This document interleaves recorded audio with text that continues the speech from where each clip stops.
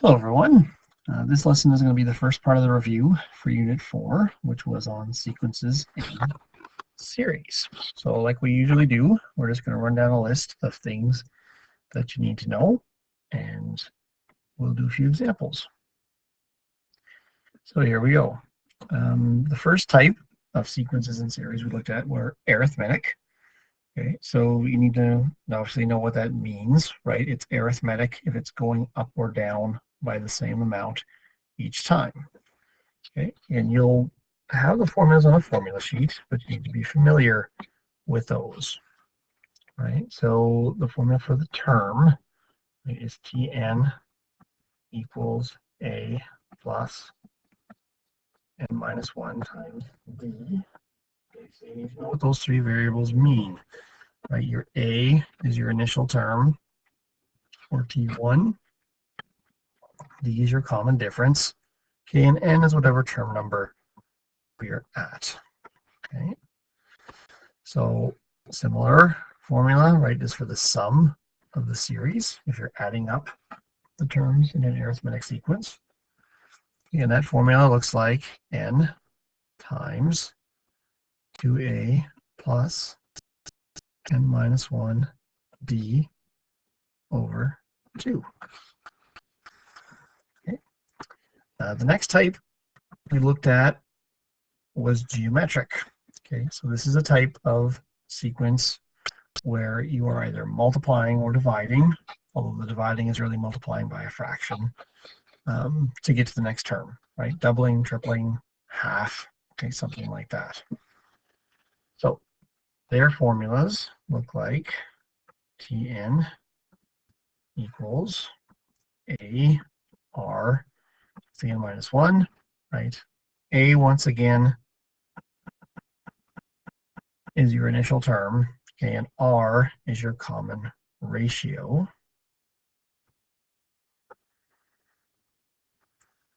Okay, this formula for the sum of the series, okay, we had two ways to write this. Okay, one was A R to the n minus 1 over R minus 1, okay, or this could be Tn plus 1 minus term 1 over R minus 1. Okay. And don't worry, I have triple checked the formula sheet. I have the correct formula for all of those on the sheet. Okay, another type, okay, although you can describe arithmetic and geometric this way, okay, is the recursive type, right? So that just means that the formula for the next term is described by involving previous terms. So for example, for the arithmetic one, right, the way we could write that recursively is that Tn equals, right, Tn minus 1, which would be your previous term, okay, plus D, the common difference. Okay, that's the recursive version of this formula. Okay, similarly for geometric, right, the recursive version is Tn minus 1 times R. Because to get to the next term, I just take the previous term and multiply it by R. So that's what recursive is just really talking about. It means the formula is set up in a way where you use previous terms to describe what's happening with the next term.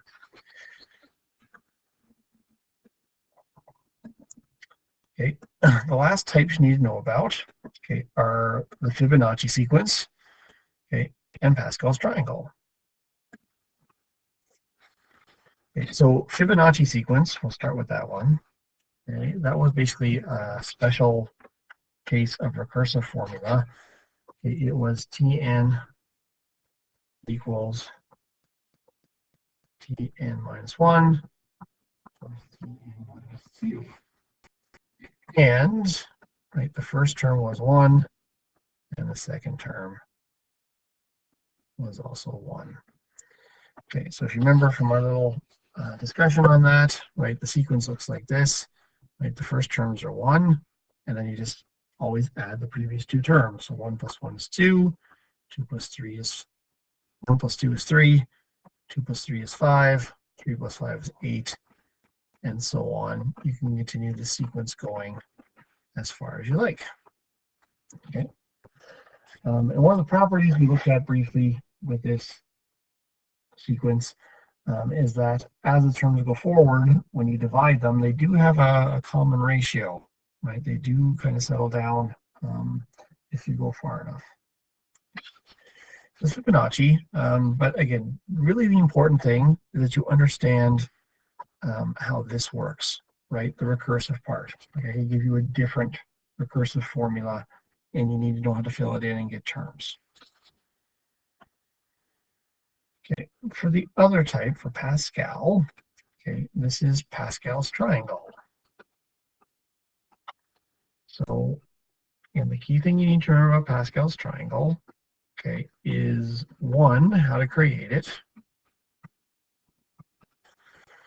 Okay, so right, that's the idea. We start with a 1, we have 1, 1. So on the outside diagonals, we always have 1s, and we find the middle terms by adding the two numbers above it, right? 1 plus 1 is 2. So 1, 1 plus 2 is 3, 2 plus 1 is 3, and 1, and so on. Next row is 1, 4, 6, 4, 1. And again, that pattern just continues row by row. Okay, the application of this is expanding out binomial powers, which we'll do an example of shortly here.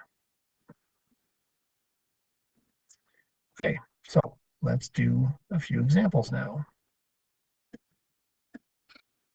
All right, example 1. A display of soup cans has 3 cans in the top row, 5 cans in the next row, 7 in the next, and so on. How many cans are needed to build 20 rows?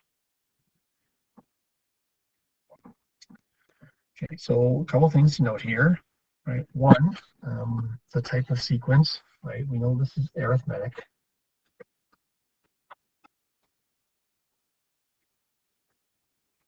Okay, because it's going up by 2, right? I had 3 cans, plus 2 is 5, plus 2 is 7, and so on. So for my arithmetic sequence, or I guess series in this case, right? I know my A is 3. Okay, and my common difference is 2, because it's going up by 2.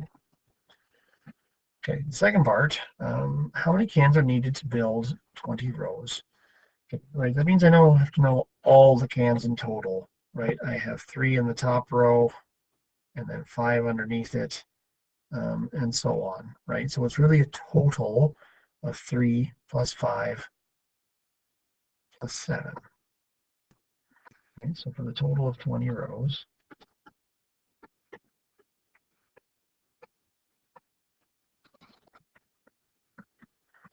it's 3 plus 5 plus 7, and so on until we get to the last one.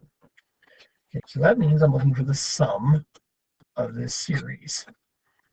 Okay, so I'm going to use that sum formula, Sn. Okay, and I know we're talking with some of you after the quiz, right? This was kind of a little oops that happened on the quiz, was just not recognizing it's the sum formula and not the term formula.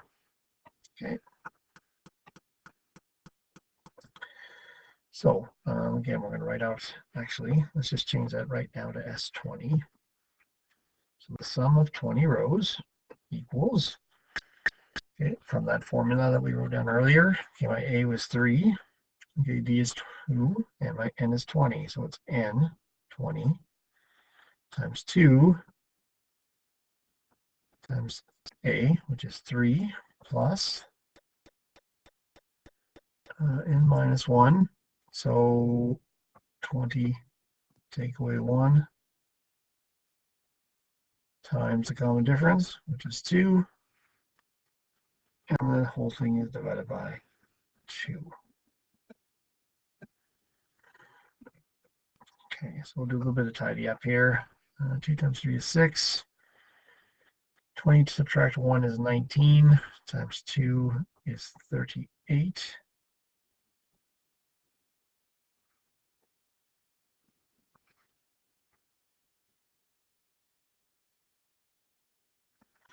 And this will divide by 2.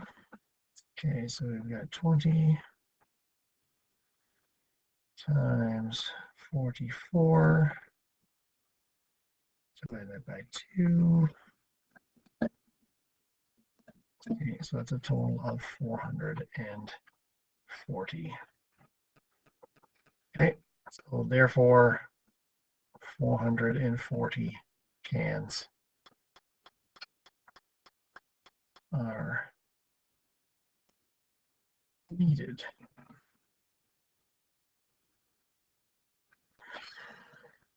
Okay. Example 2. Okay, in a geometric series, T3 is equal to 4 and T6 is equal to negative 1/2. Determine S15. Okay, so again, we're asked to find the sum. Just on the side here, I'm going to write down that formula so I know what I need. Okay, right. Formula is S15 equals, we have 2 options, but because I have some terms in the middle, I'm going to go with this version for now, unless I think it's going to be a bit easier to do it a different way. Okay, so there's my formula. The only thing I know right now is that the n,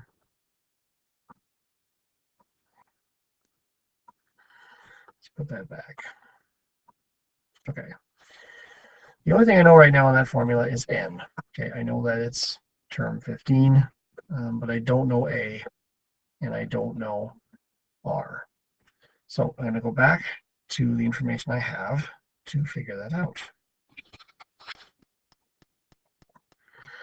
Okay, because these terms are fairly close together, okay, one way we can figure that out is to just think about the progression here, right? So I'd have a term, another term, okay, term 3 is 4, okay, I have another term, and then term 6 is negative 1/2.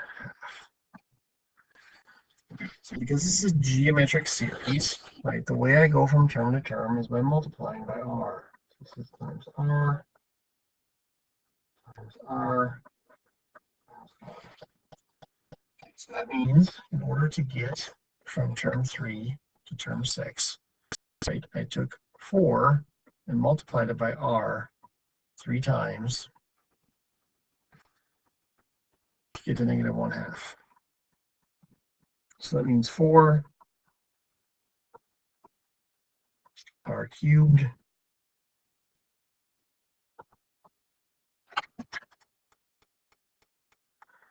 equals negative 1/2. And I need to solve that for r. So I'll divide both sides by 4. That means r cubed equals negative 1/8. Okay, and now I need to take the cube root. So r equals cube root of negative 1/8.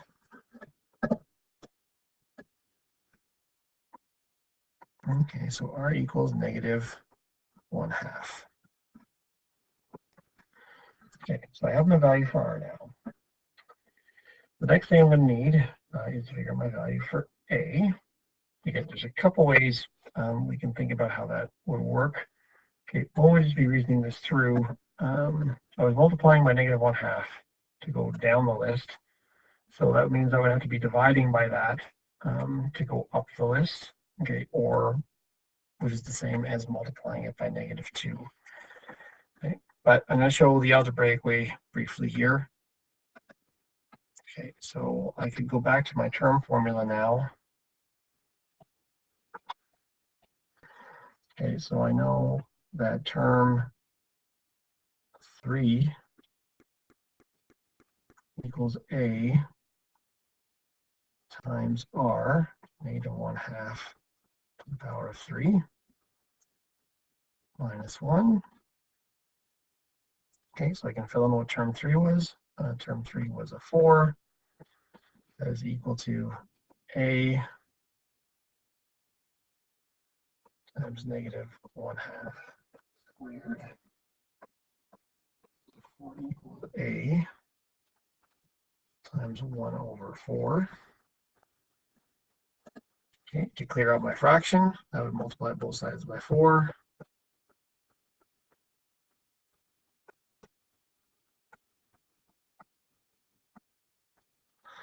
Okay, and I get 16 is equal to A. Okay, so now that I know both my A and my R, I'll go back to my formula and fill that all in. So my A was 16. Okay, my R was negative 1/2. Okay, that was to the power of 15. Okay, and that is divided by negative 1/2 minus 1.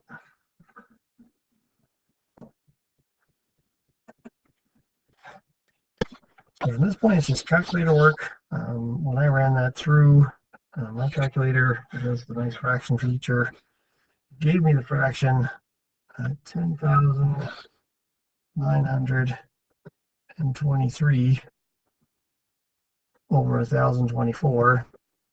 Okay, but again, this is kind of a weird fraction, so the decimal form is kind of okay here. We've got approximately 10.667 as the sum of those terms.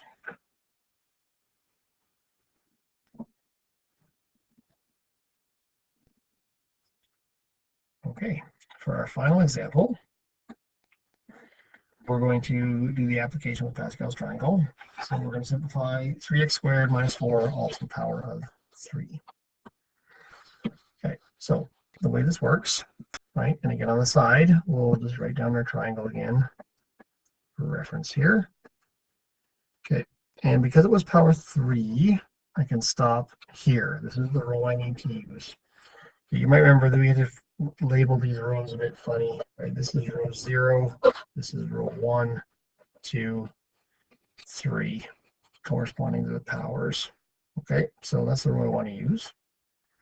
So the way I fill this out, okay, is I start, these are the coefficients, okay, and then it's descending powers of the first term, ascending powers of the second term. So to expand this out, I start with the 1 from Pascal's triangle. Okay, my next piece is it's 3x squared all to the power of 4, 8 times negative 4 to the power of 0. My next term is 3, right, again from Pascal's triangle, x squared to the power of 3, and negative 4 to the power of 1. Okay, my third term is 3x.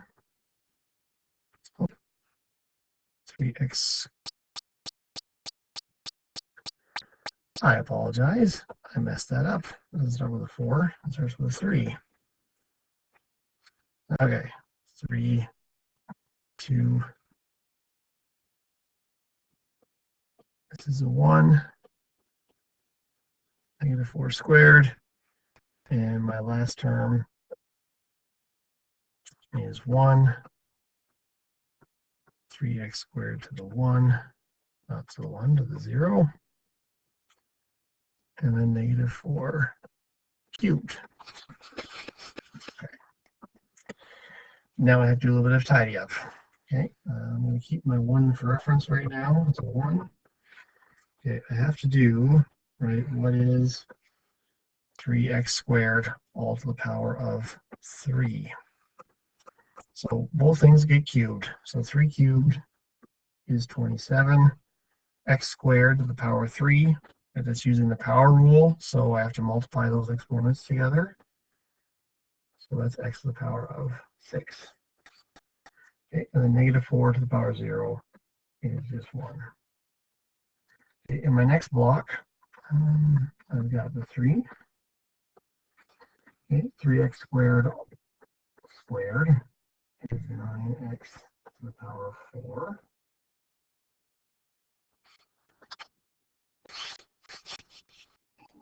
I have my negative 4. plus 3 times 3x, negative 4 squared is 16. And then plus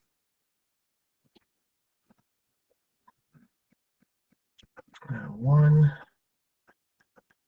1, and negative 64. Okay, so final tying up step is just to multiply the different coefficients together. Right, so the first one I have 1, 27, and 1. So that means I'm going to have 27 x to the power of 6. Okay, next I've got 3 times 9 times negative 4.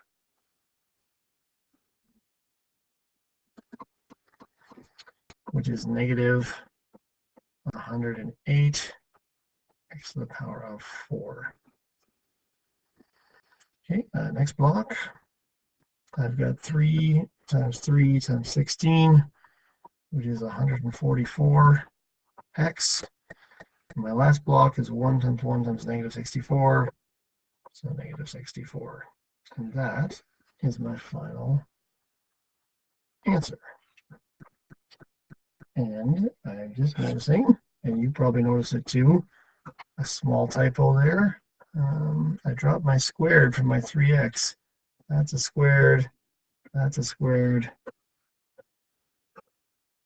and so that should be a squared as well. We'll fix that up nicely.